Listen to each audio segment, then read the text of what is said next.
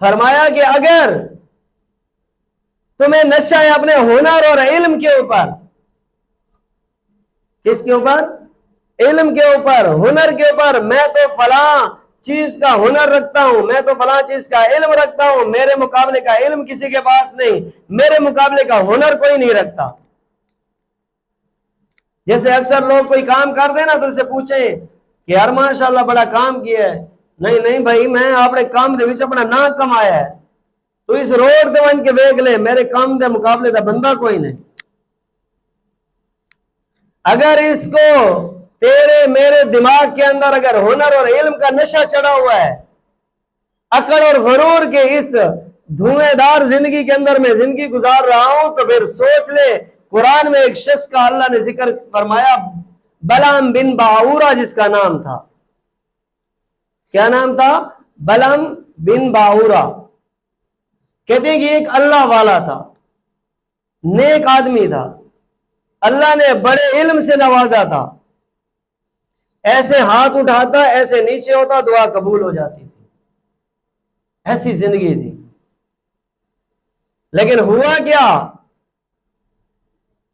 کہ اس کی قوم نے اس کو ابھارا حضرت موسیٰ علیہ السلام کے خلاف بد دعا کرنے کے لیے کہ تو کیا کر، حضرت موسیٰ علیہ السلام کے خلاف ہاتھ اٹھا اور بد دعا کر۔ پہلے تو اس بات کو یہ نہ مانا، انکار کرتا رہا مسلسل، لیکن انہوں نے دولت کی اتنی لالچ دی کہ اس نے اپنے علم اور ہنر پہ اتنا ناز کرنے لگا کہ میری دعا رد نہیں ہوگی۔ اس نے ہاتھ اٹھائے تو اللہ تعالیٰ نے اس کی دعا کو قبول نہ کیا۔ وجہ کہ پیسے کا پجاری ہو گیا تھا، اپنے علم اور ہنر پہ ناز اور نخرہ تھا، اللہ تعالیٰ نے اس کو نیست و نابود کر دی۔ میرے بھائی، دنیا کے اندر کائنات میں کوئی بھی چیز ہے، سر کے بال دیکھ لو، آنکھوں کی بینائی دیکھ لو، کانوں کی سماعت دیکھ لو، منہ کے بول دیکھ لو، ہاتھوں کی پکڑ دیکھ لو، پاؤں کا چلنا دیکھ لو، دل کی دھڑکن دیکھ لو، فرمایا ان تمام چیزوں کے اوپر میرے اللہ کا قبضہ ہے، میرے اللہ کا قبضہ ہے۔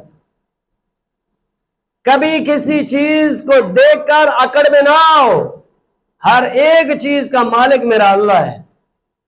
تیرے پاس جو پیسہ ہے اس کا مالک تو نہیں ہے، میرا اللہ ہے۔ تیرے پاس علم ہنر ہے تو اس کا مالک میرا اللہ ہے۔ تیرے پاس دولت طاقت ہے تو اس کا مالک میرا اللہ ہے۔